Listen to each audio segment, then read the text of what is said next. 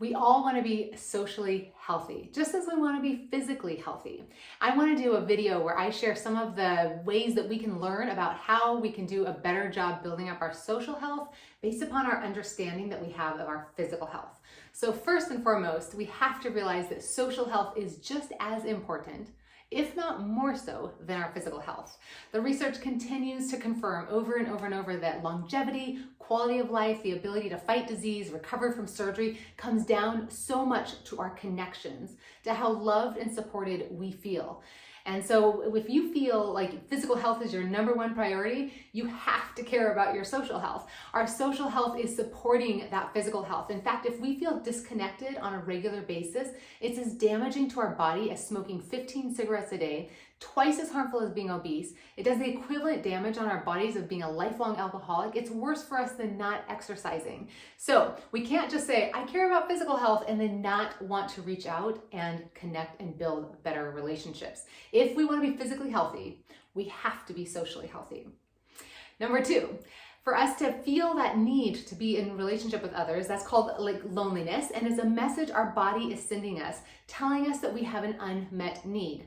Much the way you feel kind of parched when you're thirsty, or you yawn when you're tired, or your stomach growls when you're hungry. That loneliness is a good thing. It's a message coming from your body to your brain, telling you that you would like to feel more support. It is as much a physical need in your body as food and water and rest. It's not a separate category. It's not a like to, it's not like an extra luxury nice to have. Our bodies need connection the way they need all those other important things. And so right off the bat, we know that this is a need, a hunger that we have to fill. The same way, think of it as food. You wouldn't go without food. You would go get that need met. And that's what we want to do with our social health. Point number three, though, is just because sleep is good for us, it doesn't mean we need to sleep all the time. Just because food is good for us doesn't mean we eat nonstop. In fact, nutritionists and dietitians would tell us, wait until you're hungry before you eat. You don't have to eat all the time.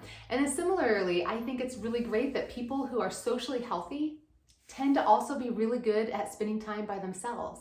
So being lonely and being alone is not the same thing.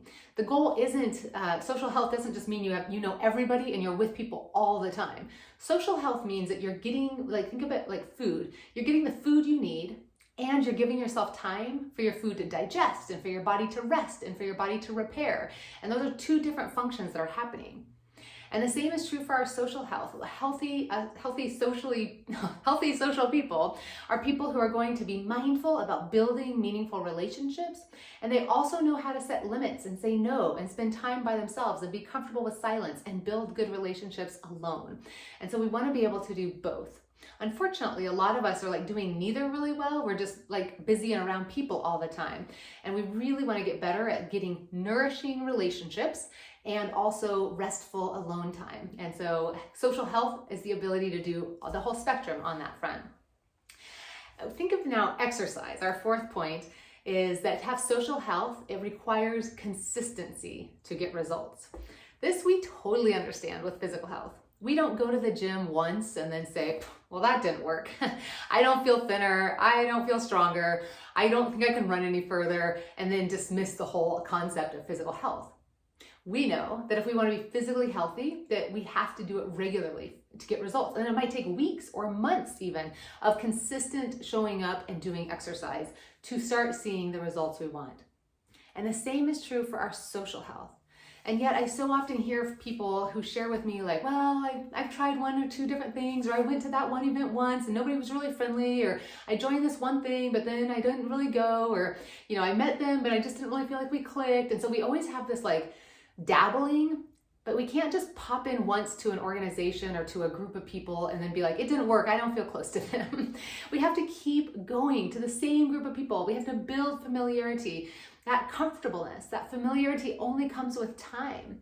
And so we have to, if we want to build meaningful relationships, we really have to lean in to consistency. And I have so many videos on consistency that you can go watch. But put it in your head similar to exercise. You understand that if you want to train for a marathon, you have to do this thing regularly for a long period of time to start changing your body. And we need to do that with our social health. We need to let go of the idea that we can just go a couple of times and that we'll know, or that we'll feel it, or that we'll see the results, or that I don't feel that close to her yet.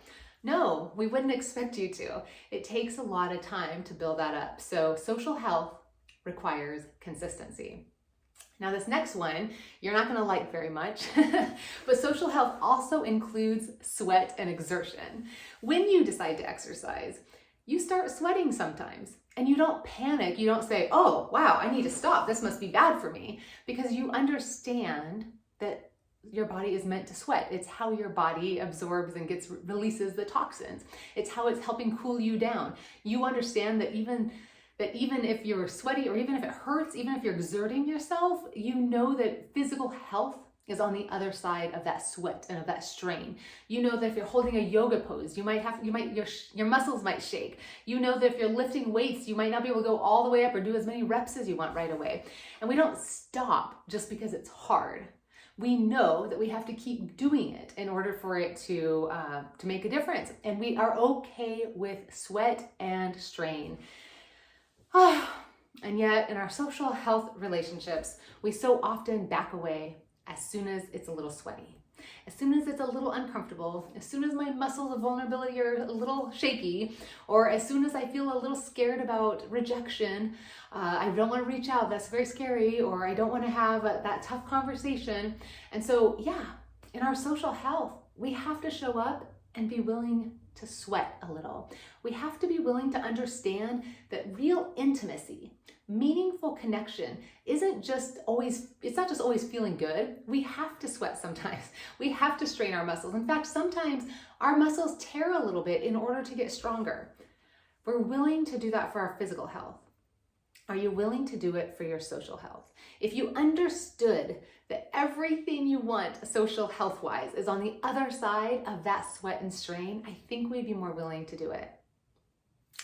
Speaking of which, when I mentioned the pain of rejection or the fear of rejection, here's another interesting thing about physical health that also correlates to our social health, and that is the social pain. Social pain is real. Let's name that. Let's be honest about that.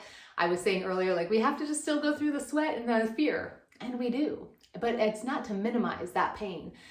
All of us want to be included. Every single one of us wants to feel truly connected. And that's, I think, because we know on a deep level that our bodies are made to function that way. It's a deep, deep hunger and need that we have.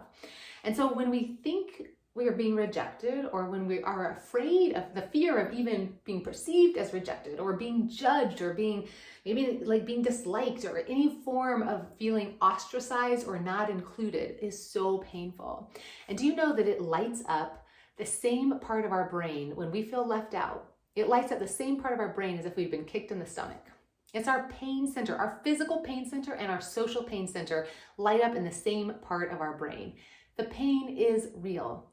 And so we do want to learn the difference between pain that's an injury leading or producing, versus a pain that's pushing a little bit and growing our muscles.